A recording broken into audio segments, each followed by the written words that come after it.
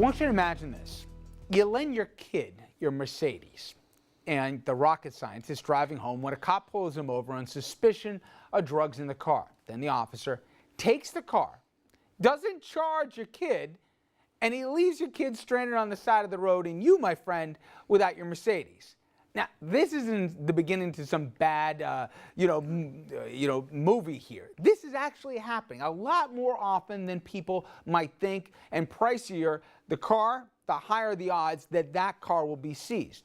Now, that goes for other possessions as well. You got a flat screen TV, how about cash? All fair game, apparently.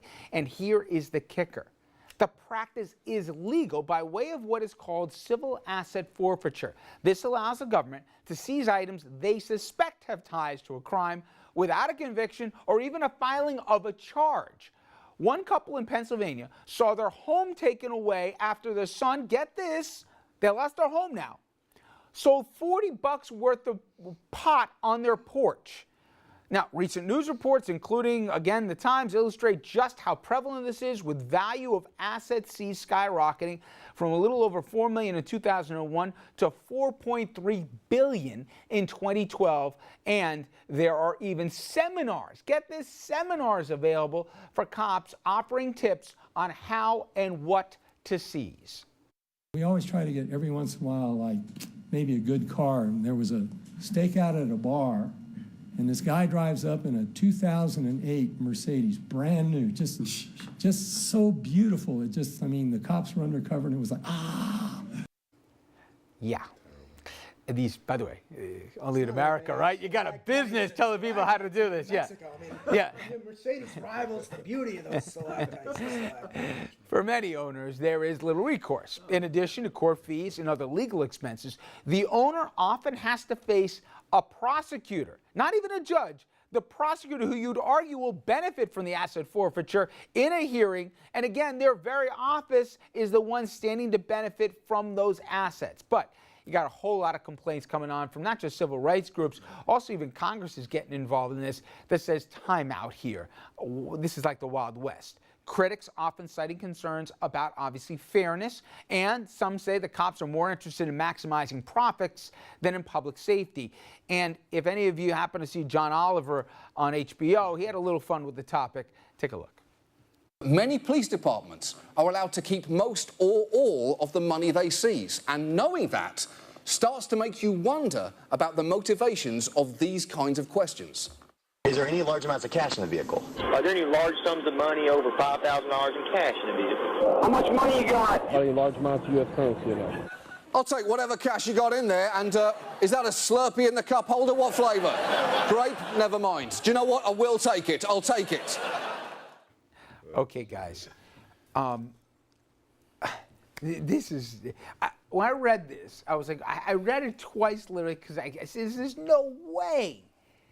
You're telling me, Mayo, it's completely legal to get pulled over, you don't get charged, and then you're standing on the curb and they got your car. What's legal and what's constitutional are two different things, and you can have a bad law that gets stricken. I've had friends who have had their cars taken and they've never been charged. They had to institute a lawsuit to get the car back. Meanwhile, they're still paying the lease, or your credit goes down the tubes. I've had clients who I've walked down the street with and they see the police driving in their car and say, hey, that's my car. All right? And after that, we don't want the car back because who knows what the undercover police did in your car.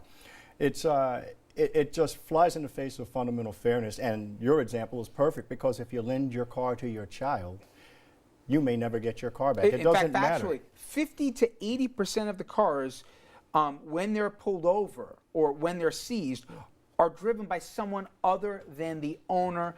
Disproportionately, think about this. Families only got one car. They're going to be much more impacted than somebody who's got three. But also, Jimmy, somebody's driving a Yugo and somebody's driving a Bentley. Which car do you think they're going to pull over? You want to know how bad it gets? First of all, it is legal theft. It is legal theft, and the kicker is there's never any ramifications. They can take it without the reasonable suspicion that they're required to have, and there's never any ramifications. But this is how sickening it gets, okay? Your kid is driving your car. The car gets seized. You know how you get it back? You're going to love this. You got to buy it back. Really? Well, think about it. This is what happens. You call NYPD forfeiture, asset forfeiture. Hi, how you doing? Good. Listen, this is a parent, has no idea what the kid is doing. Can you get the car back? No. You want to buy it back? Now you call the parent and you say, look, you can pay me, unfortunately, you have to pay me to litigate to get it back, or the car's worth $32,000. They'll let you buy it back for $6,000 or $7,000. And these poor parents have to think to themselves, I have a payment on the car, I need my car, I'm not going to pay a lawyer to get it back, and then buy another car and have another payment. They actually pay to get their car back. They have to buy their illegally seized car back. It is legal theft with no ramifications. It's disgusting. Sometimes, though, when you paid to get the car back, let's assume you get your car back. There's a clause in a lot of counties that say if you sell your car, you have to pay the county the value of the car plus $1,500. So it's unconscionable. Here's the thing that's How's this legal, Mark? well, there are mechanisms for hearing, and the state or the feds. But basic thing that we all think. I'm not again the non-attorney. Due process, right? Look, as we said on the show a couple weeks ago, Congress enacted civil forfeiture reform at the federal level in 2000 or 2001. They have to have probable cause or reasonable suspicion to seize in the first instance, but we know from the stop and frisk case that almost anything can be probable cause or reasonable suspicion. Then you have to go through the rigmarole of litigating it, and you have notice and an opportunity to be heard, so technically it comports with due process. But here's the thing. These laws were originally enacted as part of the war on drugs and the war on the mob to punish racketeers and to strip drug dealers of their ill-gotten gains. So the government could freeze up the money and deny them counsel of choice like me and Jimmy. Now, these laws are being applied to white-collar offenders, Wall Street people, and just your average suburban Joe, so their ox is getting gored, and now you hear all the media attention about it. This has been going on since the 80s. But Doug, here's the other thing. It's not like everything they get, they put up for auction.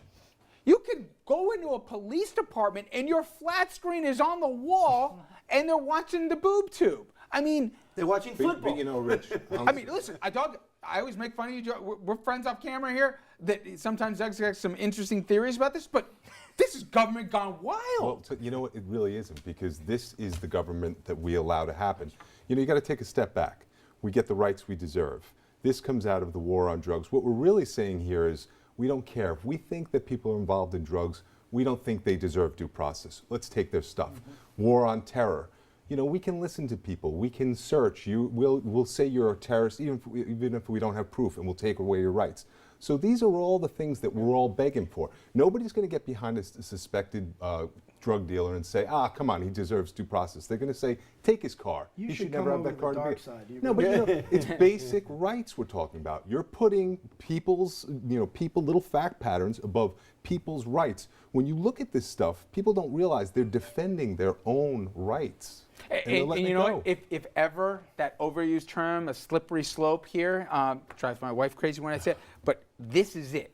It was, with well intentions, it was set up for what it was designed for 10, 15 years ago. Now it's just but a money where grab. it's I'm not going sure now that the is intentions my were so God. good in the beginning. All It's right, just all right, that let me- other people are on the the money same I goes got to so the much I want to get to prosecutor, with you too. guys here. Yeah. Now, when we come back, New York City Bar Association refusing to take action against one of its own members after he confessed to making unbelievably racist remarks, I think. Well, we're going to see what the table has to say. Stay with us. We'll be right back.